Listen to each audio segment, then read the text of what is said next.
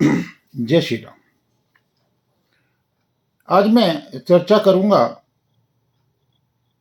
विवाह में लड़के की आयु और लड़की की आयु कितनी होनी चाहिए, यानी कि उन दोनों की आयु के बीच का अंतर कितना होना चाहिए। पुराने समय के अंदर विवाह अधिक क्यों निभते थे? विचारधारा एक दूसरे से अलग आज हो रही है, पहले इतनी क्यों नहीं होती थी? पहले वैवाहिक संबंधों में पति पत्नी में उतनी बहस, जिद, ईगो का प्रश्न इतना नहीं था जितना आज है। इसके कारण क्या है? आयु के अनुसार हर व्यक्ति की बुद्धि परिपक्व होती है, और जब दो व्यक्ति 5 और 7 साल के फर्क के लोग बात करेंगे तो दोनों का अनुभव अलग अलग होगा। यही वजह थी कि प्राचीन समय में शास्त्र के अनुसार विवाह की आयु सीमा रखी जाती थी, जिसकी वजह से 5, 6 या 7 साल का अंतर आ जाता था। और मान लो किसी लड़के या लड़की की आयु में 6 या 7 साल का अंतर है, तो निश्चित तौर पर उनकी बुद्धि में भी 6-7 साल का बड़ा फर्क होगा, उनके अनुभव में भी बड़ा फर्क होगा, और उनकी एजुकेशन में भी फर्क होगा, जिससे ईगो का प्रश्न नहीं होता।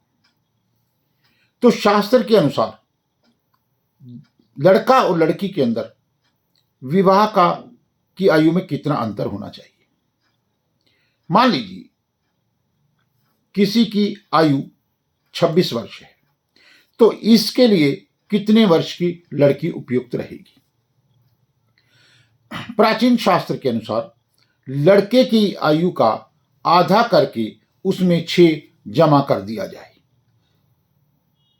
उतने वर्ष लड़की की आयु होनी चाहिए।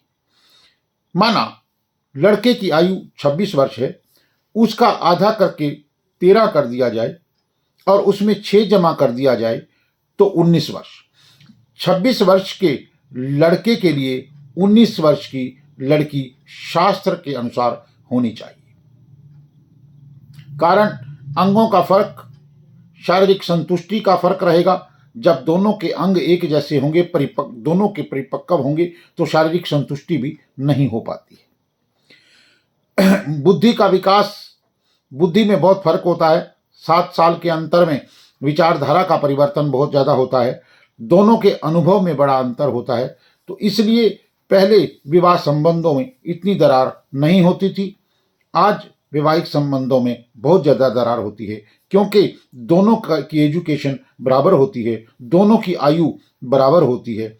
तो हमारे ऋषि मुनियों ने बहुत सी बातों पर विचार करके इन फार्मूलेशंस को बनाया है, ये ऐसे तरीके निकाले हैं जिससे हमारे सनातन समाज को, बल्कि मैं कहूँगा पूरी मानव जाति को लाभ प्राप्त हो। हम देखते हैं कि प्राचीन काल में सभी के विवाह में अक्सर 6, 7 साल, 8 साल तक का अंतर पाया जाता था। उसका सबसे बड़ा कारण यही था। फिर से इस फार्मूलेशन को समझें। लड़के की आयु का आधा करके उसमें 6 को जमा कर दिया जाए, उतनी लड़की की आयु होनी चाहिए। जय श्री राम, जय सीताराम, जय जय हनुमान।